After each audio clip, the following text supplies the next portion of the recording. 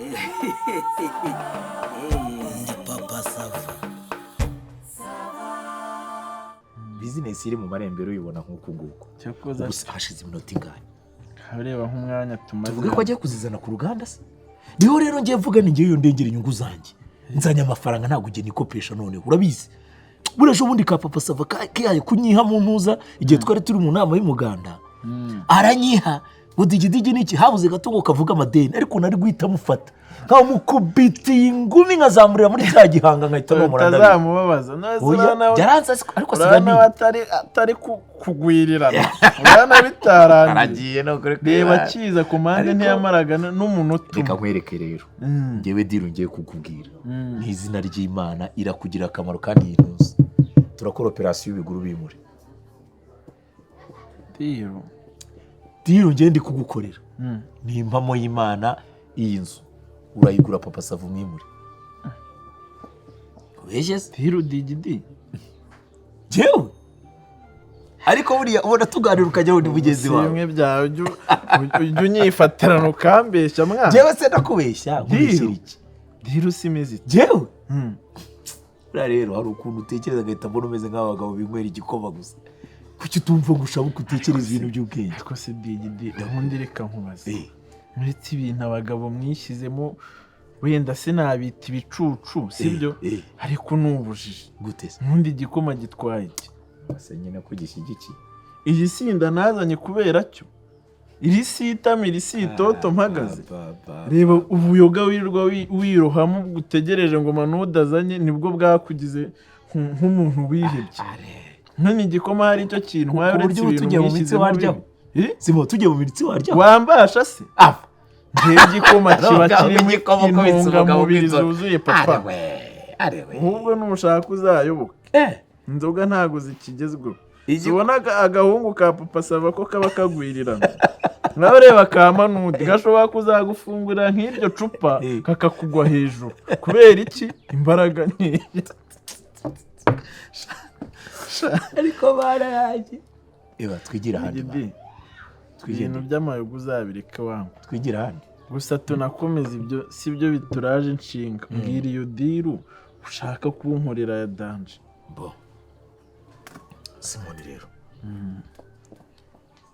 uri inshuti yanjye tabizi hari icyo mfana nawe ntacyo ndetse kuba turi inshuti gusa kuba turi inshuti ntitumana igihe nitwakuranye muri quartier kabisa ntubona uburyo ngenda nera intambwe ngusiga inyuma mu bukene ye cyo nkunda ntangirira byose kabisa senare kugira ariko buriya ngo icyawe ntaho kijye cyane yes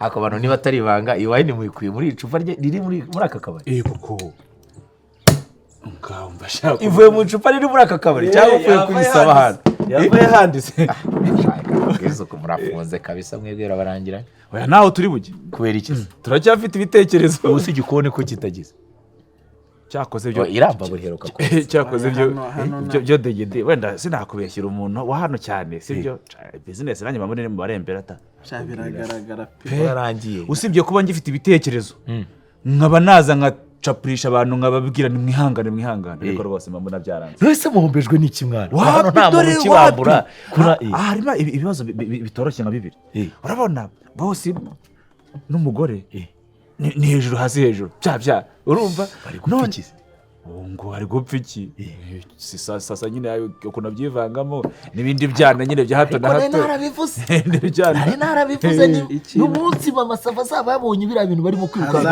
hazaje iyo kora story yoroshye noneho uzi hatungi hatungi ubu ngubu ari ku kagari reka da hatungi ni ukuvuga ngo yarwanye n'umugore yakubise mama Sava oya mama wapi yarwanye na Didasiyeni ni ukuvuga ngo bihura bitese iryinyo ryavuyemo hano bapfiki ni ukuvuga ngo Didasiyeni bamuragije hene hatungi we yafashe ya hene arayigurisha amafaranga avuyemo kugira ngo yazane byibuze Didasiyeni amafaranga arayiguriza umugore yamubajije atanga amafaranga yagiye yose kuko rakaba Sava utakizana ahangaha amafaranga yose yagiye yego nubwo baheri bacakirana baratugira ariko hatungira ngo iri byariro barikanze naryo ryagiye kumenekera ibintu bihera kuri bosi bikagera kuri mucoma bikagera umuntu hasi usigaye hano udafite ikibazo n'abantu ni ngewe noneho ni ukuvuga ngo ubu ngubu mabuja niho ari bari ku kagari vuga ngo amafaranga se y'ihene yakoraga iki amafaranga y'ihene ona cya gikorwa cyo munsi yo kwa Piga Nzenze gifite isura uruhande rumwe ari inzobe cya kitukuje nyine hano haba inzobe handi haba rukara kimwe gifite amaboko kino cyitwa Mirisengisa wagize icyatanu kitajya bakeya kiriya gikobwa rero hatungi urumva yakinyinyiraga asa n'uzigiye hatungi amara igihe mu kajipo akajya avuga ngo baramusiramuye teze originali byajemo agatogo cyangwa kubisa umutezi ikibazo cyo kubita umutezi atungi ati akujya kwivuza njya kwivuza umutezi baraseka yego kuko gahunda yari niko kagatabura yari yakoresheje kameze nk'ikanzu ukavuga ngo ni system yazanye ese wamukora ati have barasiramuye atungi ngo rero umutezi wari umuhitanye ibyo bifaranga rero yateye igikobwa inda amaze gutera igikobwa inda umugore araza ati hatungi avuga ati agurisha ihene ati yo kuyikuramo nanjye bandimo 2,500 ihene bari bayigurisha amafaranga yo gukuramo inda ariko oya barahita bamufunga se ko ibyo by'inda n'umutezi ko nta muntu ubizi usibye giye gusa hari undi muntu uzi se ko uwo mukobwa yaratwita cyo bakuyemo inda n'umugore nabyaze reka sijye njye no wamurikiye babizugira umuntu ibyo bintu urabitubwibwa mu kanya birabyageze muri rubanda nyine uba mubwire didi ntabyo navuga ariko niba ari ibanga ukaba bituganire ntawe wari ubigutumye kandi ugira umuntu yumva neza nkubwira ikibazo mfite abizi Manudi kuva na kera agira utuntu tw'utugambo ashobora kudutera umwanya hano rwose n'ibyo twatwibiye hanyuma ubwo icyokezo ntigikora icyokezo wapi ntacyo reka tuhuze gahunda reka tuganire wowe barunacomotse twakwitera story rwose n'amakarita meza cyane oya wabucomotse ibitekerezo n'umuvandimwe nitugukenera turaguhamagara ntacyo reka muzi ibitekerezo n'umuvandimwe turavugana mu kanya ubwo nyise nitugukenera turakubwira Manudi nta karunde bufate se oya buretse gato nta kintu twari twinjiza mwana turi muri deal ifatika ndakubwira sawa bango rero ko ari hanyuma rero ngiye shyira ibintu ku murongo unyereke iyo deal ukuntu imeze nanjye urabizi nkunda akazi reka deal ukuntu sinakubwiye ko ngiye kugukiza turangiza ibintu yego ubanza ushyire ubwenge bwawe ku gihe yego ibintu ngiye kukubwira ujye ubitekerezaho kabiri icya yego ni yego icya oya ni oya yego uri tayari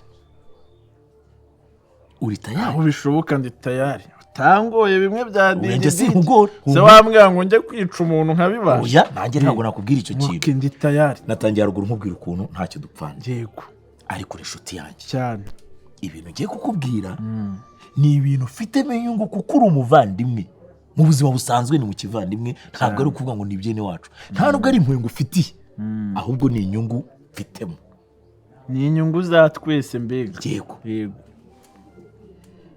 ubona uri kwingayinga 20 na hafi 30 nataramutse ahubwo wataramutse ntigiye kuzura se uri umuntu w'umugabo sibyo njyewe mfite umushinga uteye cyamaze iminsi nganira n'umuntu yego wakeneye gusa ko mubwira ngo pa biremeye agahita agira ni igikobwa urumva kirayengayenga 40 n'ingahe wumva neza ndabyumva ariko igikobwa gihembwa 5,000,000 imbumbe ukuyemo bya bindi byo ku ruhande yamaye nka data ubwo gikora iki bafite amataje urumva mu mujyi zigeze nko kuri 6 zigerekeranye bakodesha buri kwezi amafaranga ajya kuri konte ye ubwo ayo ngayo nayinjira ku ruhande ahantu akora imodoka ni y'akazi kandi afite indiye mu gipanga ahantu abo bamuha telefone amayinite barundamo ibyitwa indamunete biri ujya wumva bya siranse bimwe byivuza 100%. ni ukuvuga ngo ashobora gukorora agahita ajya kwivuriza nko muri Afurika y'Epfo ku mafaranga ya Puruje. Umva icyo kintu nicyo kigiye kuduha akazi se uretse ntabwo ari akazi umukobwa njye twaricaye turaganira arambwira ati digidi uri mwiza ndanagukunda ariko nabekamo akantu kuko nazo ukuntu nataye umugore n'abana mu cyaro aravuga ati rero digidigi iyi ngengera kugonga umuntu utari wose bashobora gutezamo tukagirana ibibazo kandi sinshaka imitungo yanjye kuyishora muri rubanda ubu ndongoye ariko ntabwo bikunze njye mwumvisha n'ukuntu nahita nakadivorce vuba vuba tukarangizanya baza kumwumvisha ukuntu nta n'umugore nigeze ngira biranga kubera iki uribuka igihe anteraho hano ndabizi urabyibuka igihe antera rugurira tutari na rwasiri byabaye na rwasiri amakuru yose ajya ahantu burya banasohoye mu kinyamakuru urumva simbyibuka ko byamaze nk'ukwezi bivugwa ahantu hose nyuma nza kugenda mbyitwaramo neza abo bantu bazi ko tutabana noneho rero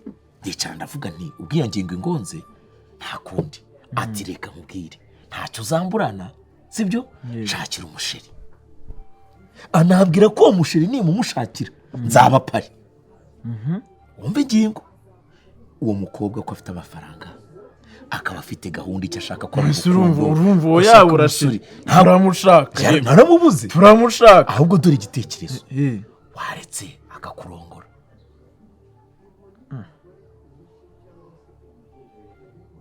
kagira ute digidi waretse akakurongora kureba ukuntu ubayeho ubuzima bukugoye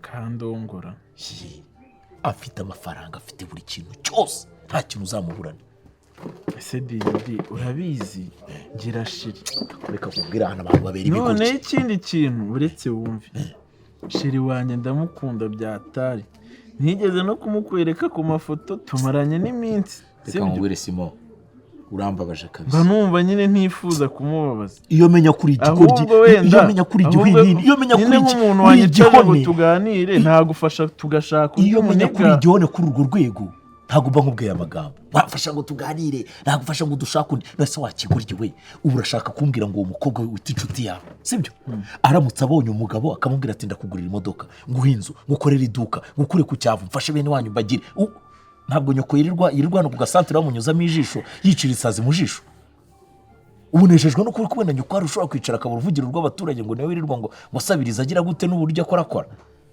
watekereje wakintu ukava mu bukene umuntu akugira inama y'ubwenge igufasha kugukura ku cyavu igire gutyo kuguterura nkakunaga muri ibyo bintu umukobwa aravuga ati ngenda ashaka umusore uri tayari urumva uzabasha gukabukira imashini ntiwiyaminiya ese wakigurye warongoka ukava muri ubwo bukene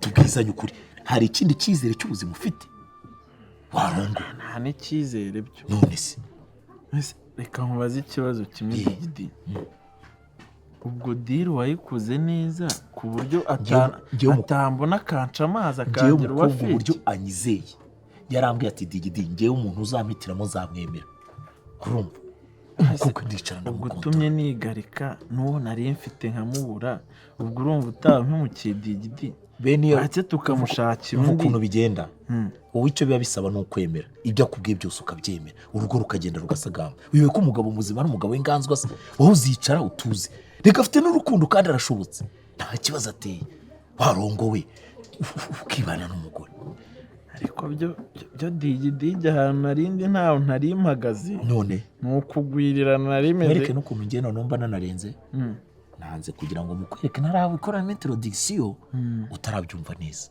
uvuga yego nkwereke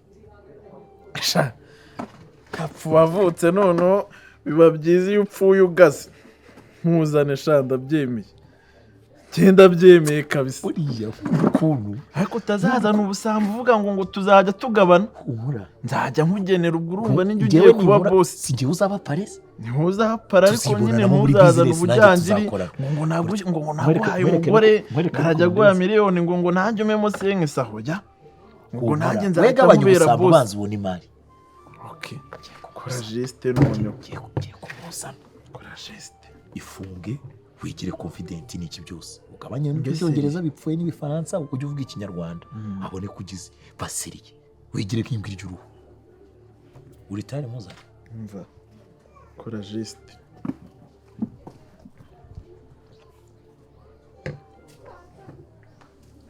imyukazi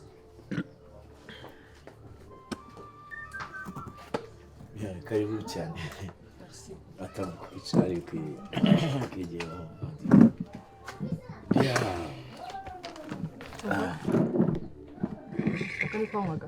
nakanga kananirimo kuma ariko nta kibazo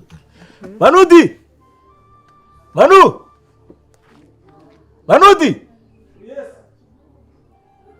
ako kuzanira ko ari kumbere se cyangwa akona waga sava Manu zanira umushyitsi se akantu yarari gufata agiye kuza twe tuganira hanze wamuzanira akarahuri ke akabagira murakoze rero kandi nkeka njyewe icyo nagomba gukora ntagikoze ntabwo ndi bubitindemo rero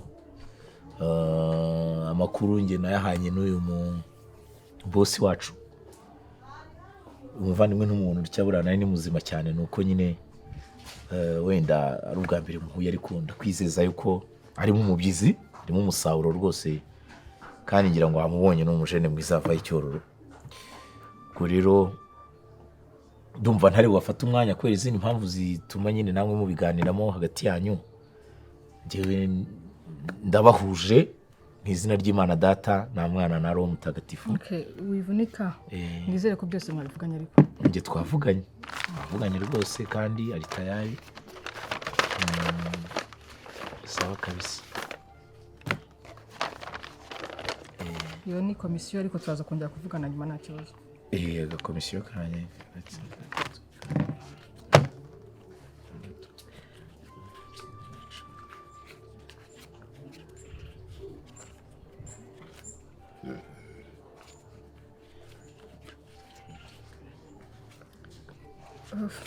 ntago yabara se wagiye ari kibazo naribika turebe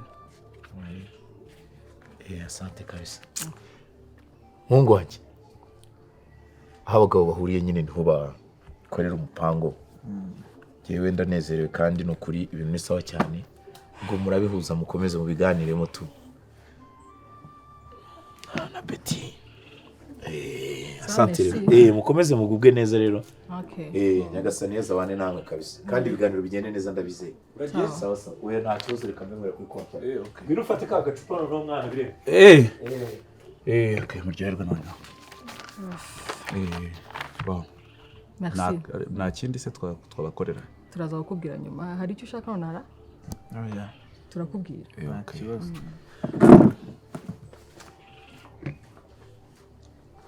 akane no musaza Katiyezi harya musore bambwiye ko witwa nde nitwa Simon Marindi okay ntacyo wahaguruka tukareba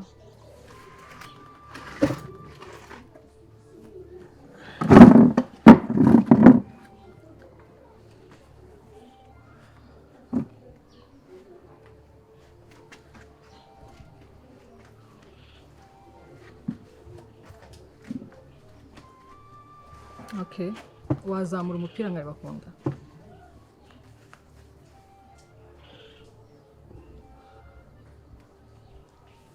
ntacyo wakwicara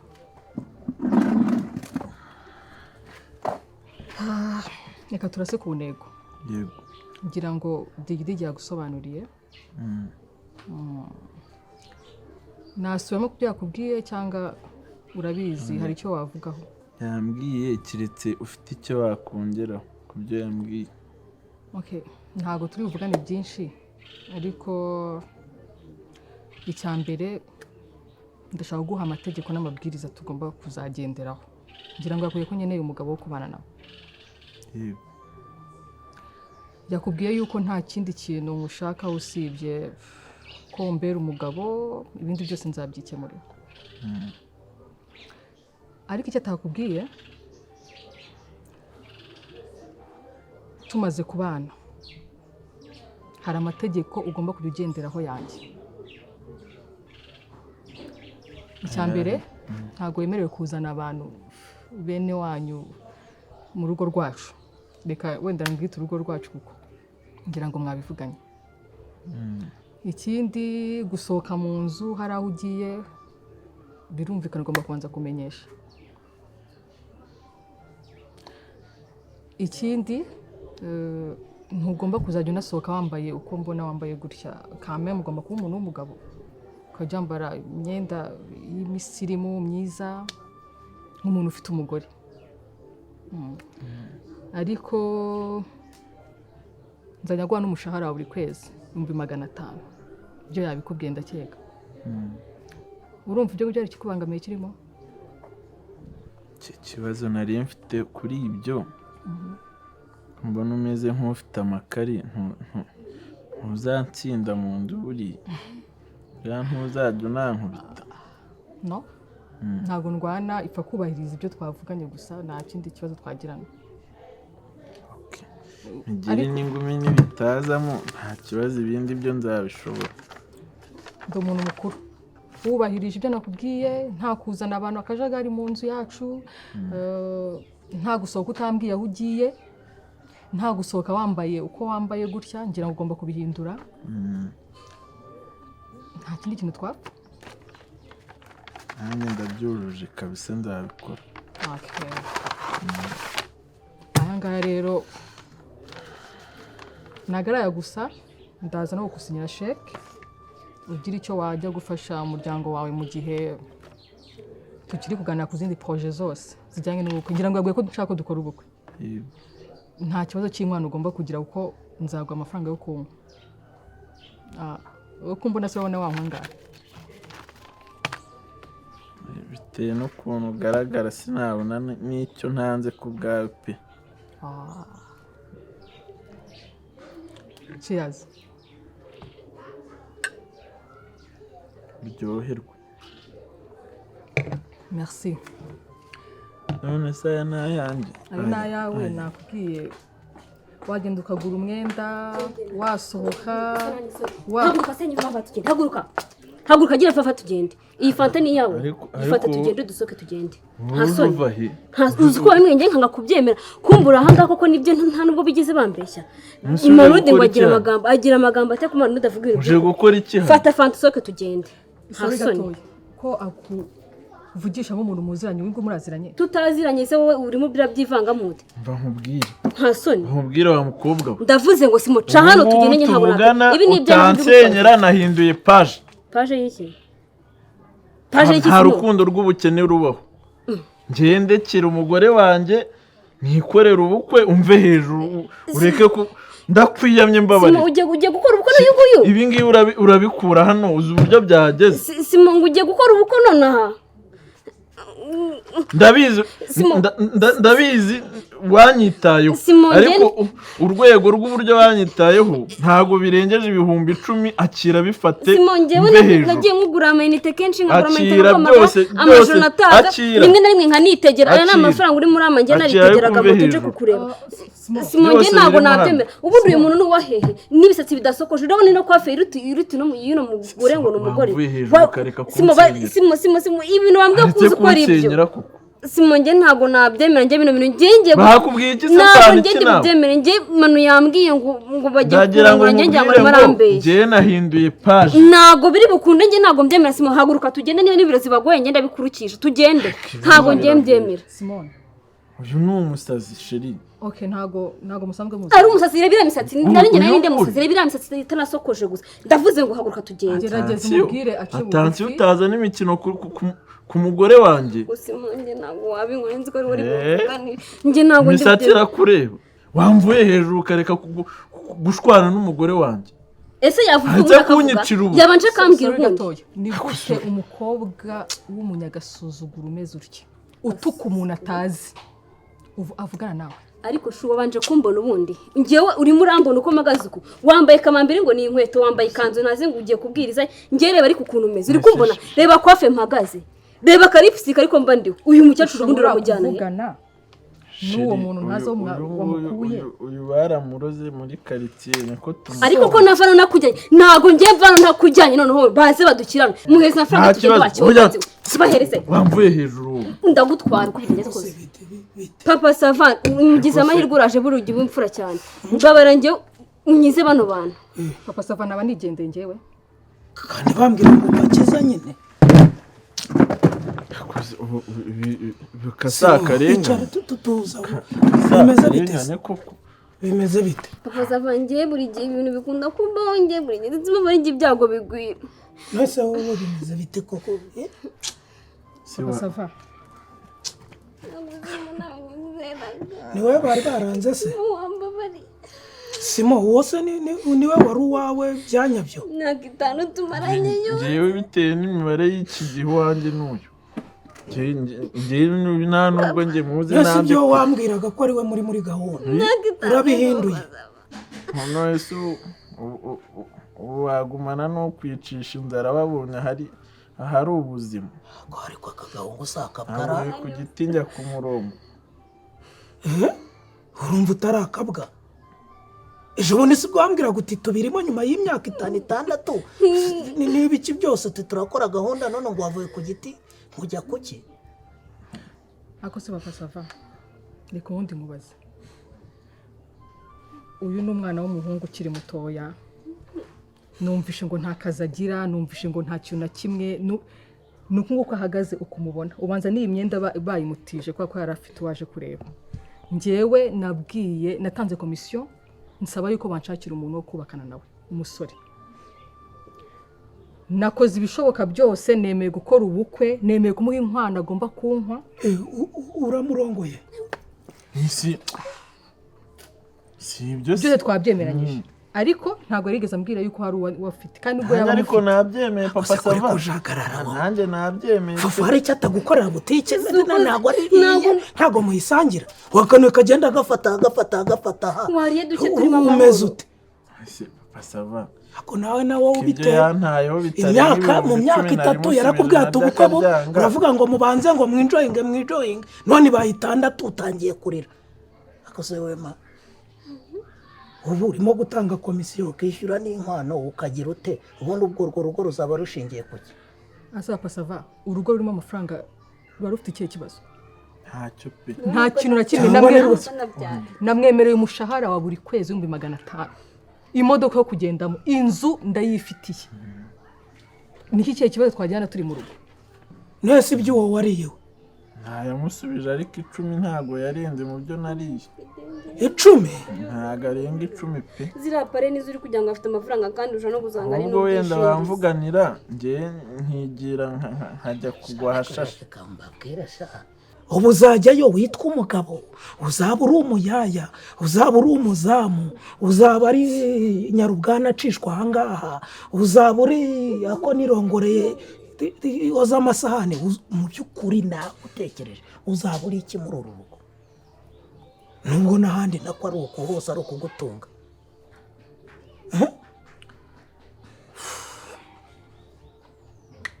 twari twemeranyije ariko nari nakumvishe pe mereza amafaranga yanjye ukomezanye n'uwo mukobwa wawe.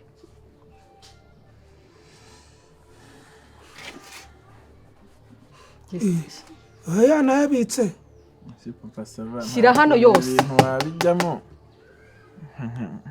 hakizanyira gitariro ko kubizi turi abakene cyane mu byanzuro ko mu byumva nanjye ndi hafi ufite inkunga y'isanduku mpereza akutanga iby'abandi ubu nase urambabarira mukazi kwiga mukinisha abantu wangegera ngo tugende